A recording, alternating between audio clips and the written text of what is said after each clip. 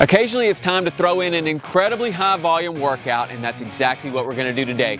SealFit Sweet is the workout that we're doing today. It's called Sweet. It's not going to be sweet.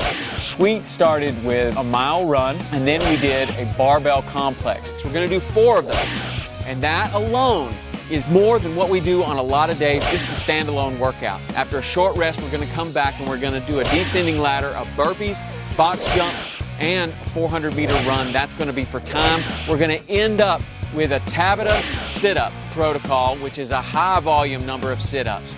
Stick around, SealFit Sweet coming your way.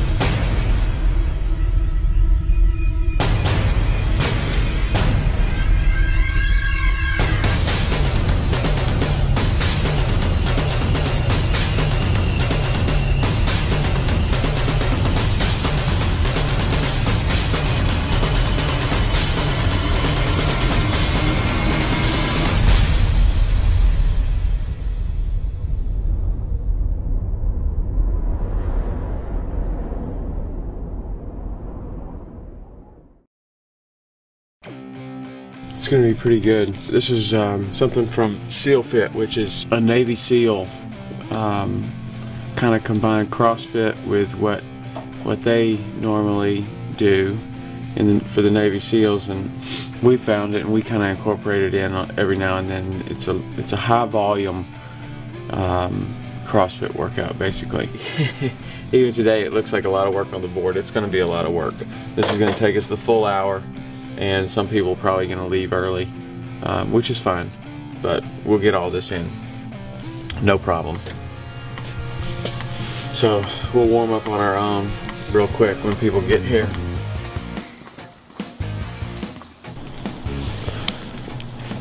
What's up? How you feeling this morning? Tired.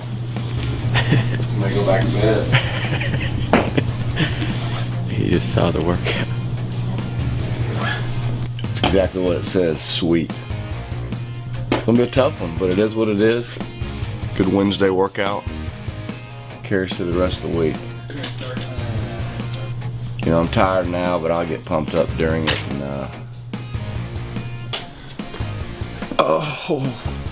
we'll bust it out. No problem. Did you find it?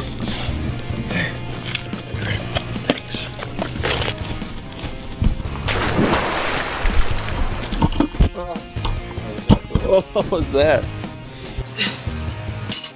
SealFit is an extreme version of CrossFit. It's based in the CrossFit method, and I like to throw them in because not only is it fantastic for conditioning, but it's also great for mental toughness. The Navy SEALs are always known as being the most fit of our special forces. Following one of the Navy SEAL workouts is challenging. It's supposed to be challenging, and it's also supposed to build mental toughness. So if a guy can do a Navy SEAL or a SealFit workout, pretty much any of the small things that are going to happen to him throughout the day, any of his small problems, any of his concerns, not an issue.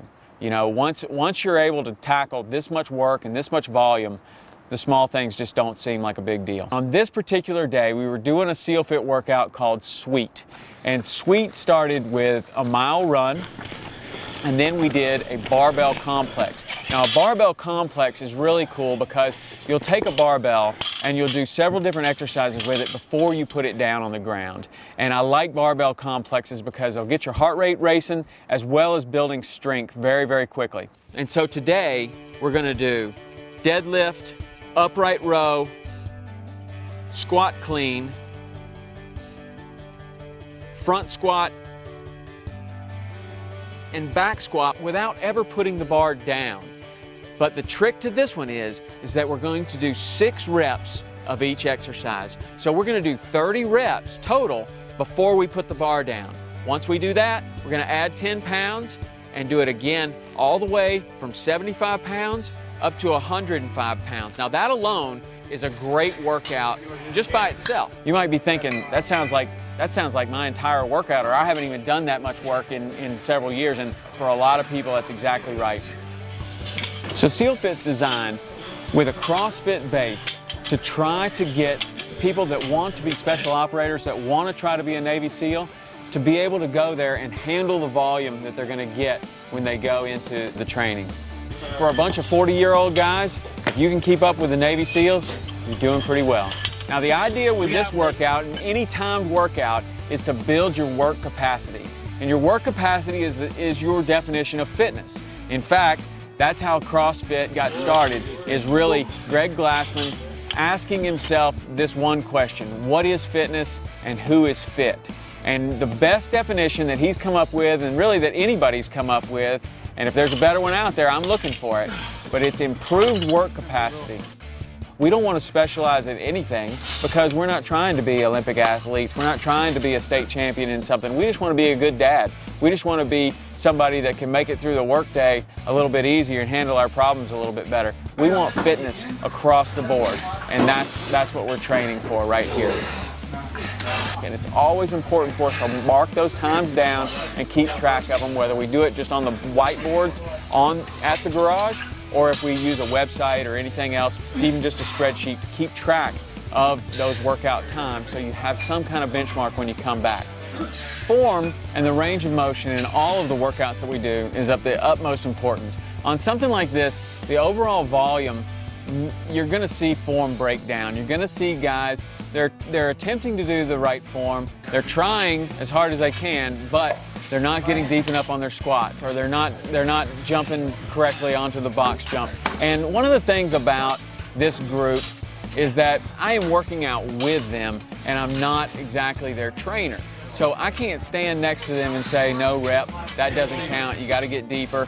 We have to have a little bit of self-policing. It's one of the challenges with working out with the group rather than training them. And honestly, we could get better results if I was training the guys. That's not what we're doing here. I'm working out with them. There's a sense of camaraderie. We have to have some self-policing. So you'll see the guys get on one another about getting deeper, doing the movement right. And we're getting better and better about that. So when we talk about range of motion and form, often the word cheating comes up.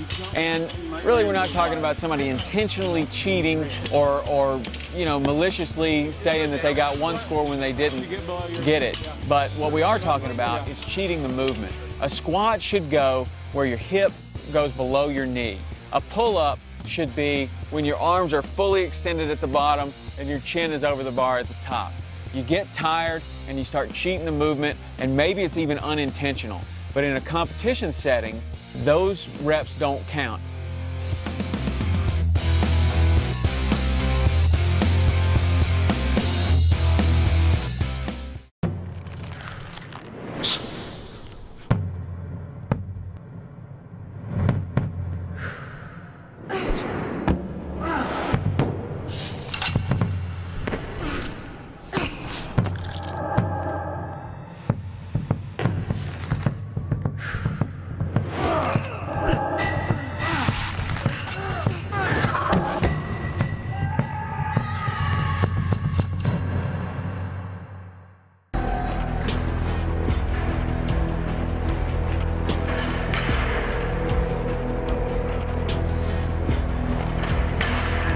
I definitely noticed a difference with Progenics. The biggest things I noticed was, one, I wasn't quite as sore the next day, and I just felt more fresh for the next workout. And it just makes your next workout more productive, because you're not just running through mud, but actually doing what your body can do. I'm Chris Spieler, and I am Progenics. Like Fitness Truth on Facebook to see our daily workouts, great articles and photos. Post your own scores and chart your progress so that we can cheer you on as you reach your goals. It's not just another Facebook page, it's a lifestyle.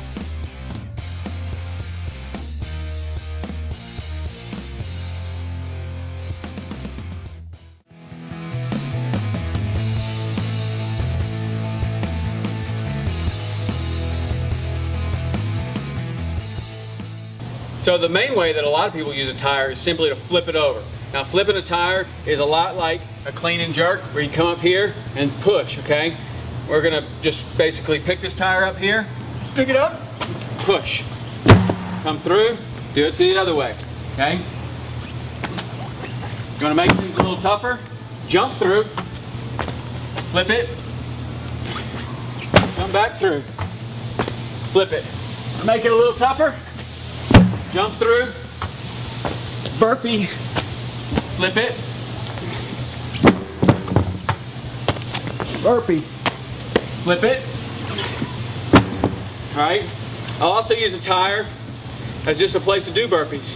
It's a good height. Burpee onto the tire.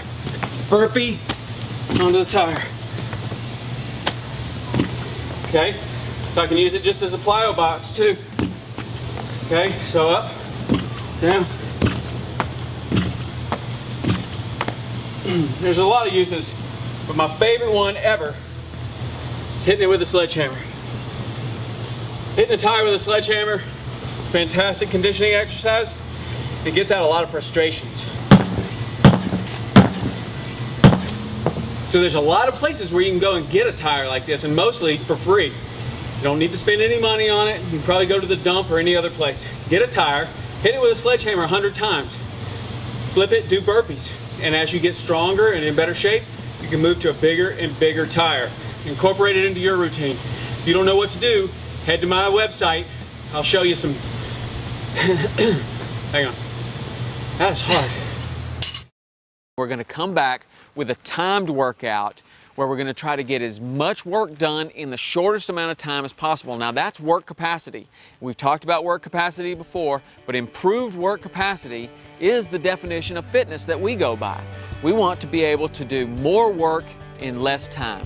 And this is going to give us a great opportunity to test that out today. We're going to do a descending ladder of burpees, box jumps, and then run 400 meters. Now on this workout, we're going to do 50 burpees, 50 box jumps, run 400 meters as fast as we can possibly do it, come back, 30 burpees, 30 box jumps, run 400 meters, come back, 20 burpees, 20 box jumps, run 400 meters. And we're going to do that as fast as we possibly can. We're going to be looking at the clock, trying to get every second out of this workout.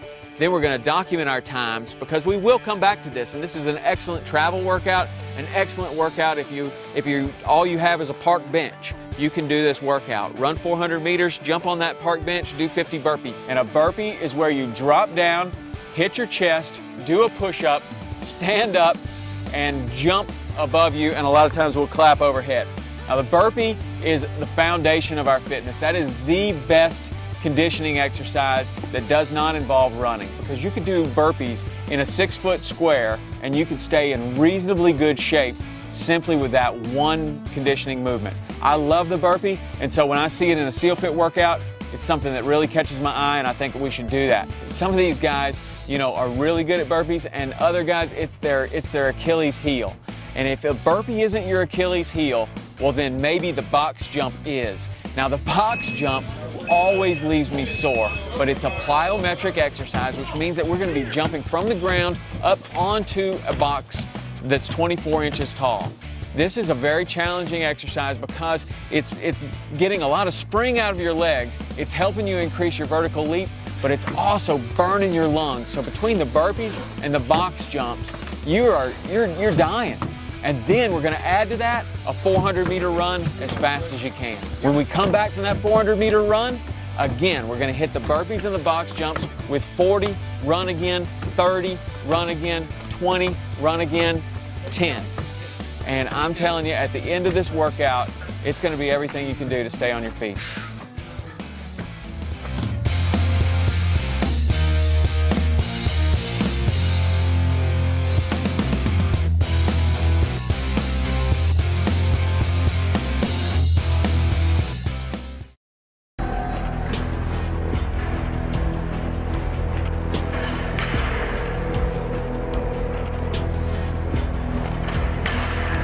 I definitely noticed a difference with Progenics. The biggest things I noticed was, one, I wasn't quite as sore the next day, and I just felt more fresh for the next workout.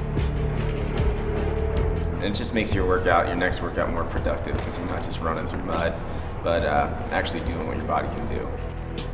I'm Chris Spieler, and I am Progenics.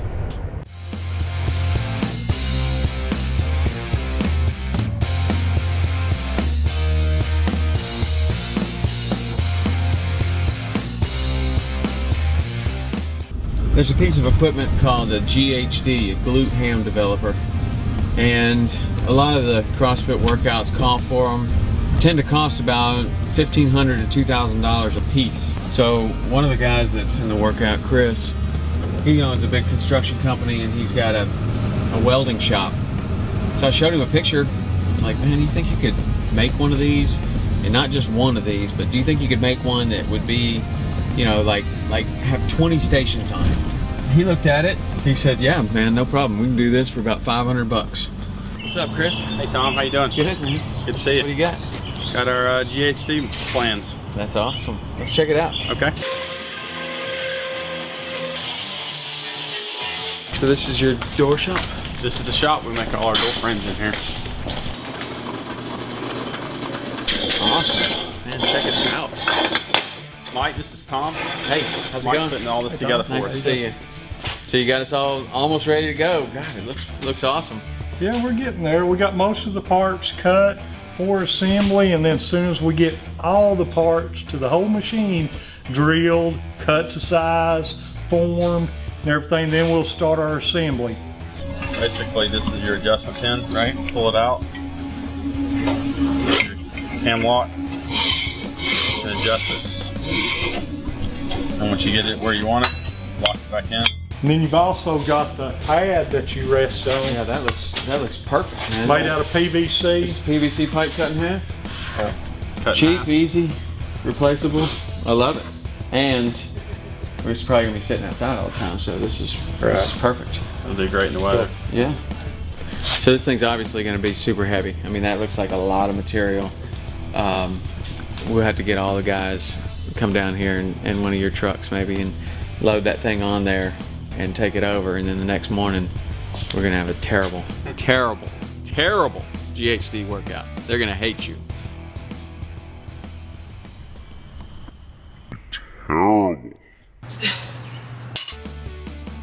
We're gonna finish with another high volume workout. It's gonna have a lot of sit-ups involved. In fact, it's gonna be only sit-ups, and it's gonna use a protocol called Tabata. Now, Tabata calls for doing 20 seconds of work, followed by 10 seconds of rest, and doing that 8 times. So we're gonna set the clock for 20 seconds, and you're gonna do as many sit-ups as you can possibly do. And then you're gonna rest for 10. And the first one, that 10 seconds is gonna seem like a long time, but as you go, the 10 seconds just seem shorter and shorter and shorter. Time.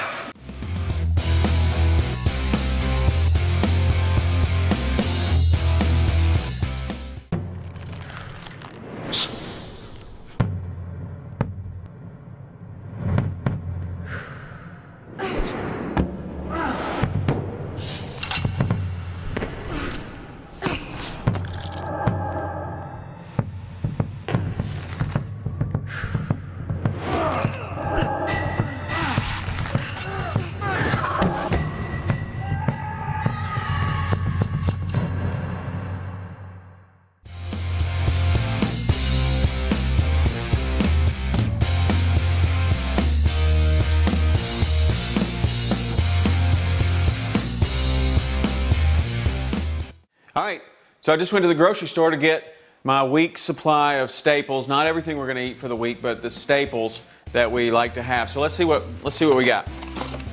Got a little almond butter, some eggs, broccoli, bananas,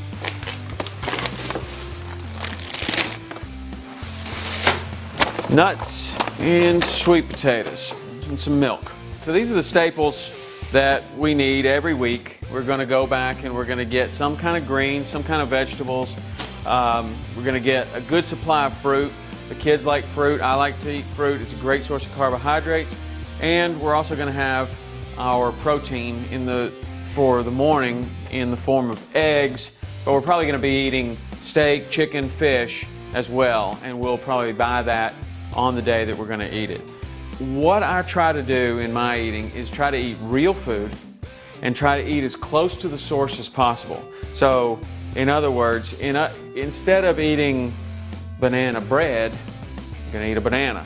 Instead of eating any kind of processed foods whatsoever, I'm gonna try to eat as close to the source where I can clearly identify what I'm eating. So, I wanna eat, fruit, I'm gonna eat a fresh mango, as opposed to mango juice or mango sauce or applesauce or anything like that. I'm going to try to eat as close to the source as possible, and I'm going to try to get my protein in the form of good low-fat protein, my carbohydrates from fruit and vegetables, and my fats, which are essential, in the form of nuts. So the way that I shop in a grocery store determines what I eat. And the best rule of thumb for the way that I eat is to simply shop around the edge of the grocery store. Now, if you just do this and nothing else, you're going to change the way that you eat, you're going to change your caloric intake, you're going to change your diet. In almost every grocery store that I've ever been to, if you shop around the edge, you're going to go down, the first edge is going to have fruit and vegetables, the back edge is generally the meat counter, and then dairy on the other side. So if you simply shop just around the edges and try not to go down the aisles very much, you're going to change your diet. You're going to be eating much closer to the source. You're going to be eating cleaner and better. So what I try to do is eliminate as many processed foods from my diet as possible, eliminate the sugars, and I also try to reduce or eliminate all grains. So it's a very simple diet. A lot of people think that it's very complicated, but it's actually the simplest diet or way of eating that you can have. Try shopping on the edge, see how it does for you.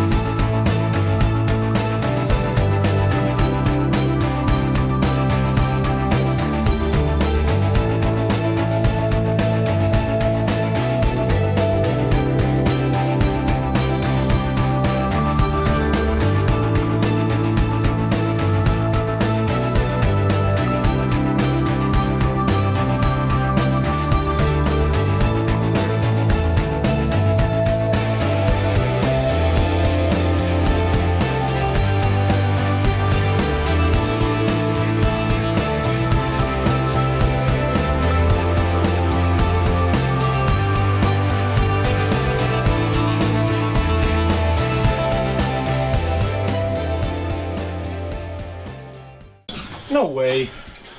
You were at that pace out there. Tom did 52. What? So in so much of what we do, we score it and we keep track of it.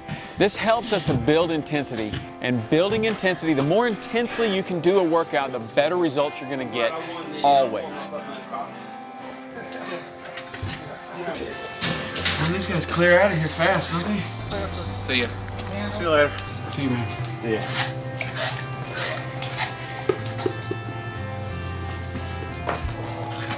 So that was SealFit. Man, one of the things about that group is that no matter what I put on that board, they're game. There's a sense of pride when you accomplish a workout like this, and it's usually reflected in an email chain later in the day. Everybody's like, oh, I couldn't believe I did that. It's really fun, builds camaraderie in the group, and that's one of the best parts about, you know, a group like this, is that once you build that camaraderie and once you're having fun, you can do the workouts like a SealFit workout and handle that volume. Because otherwise, you know, trying to do something like this on your own or by yourself is just crazy.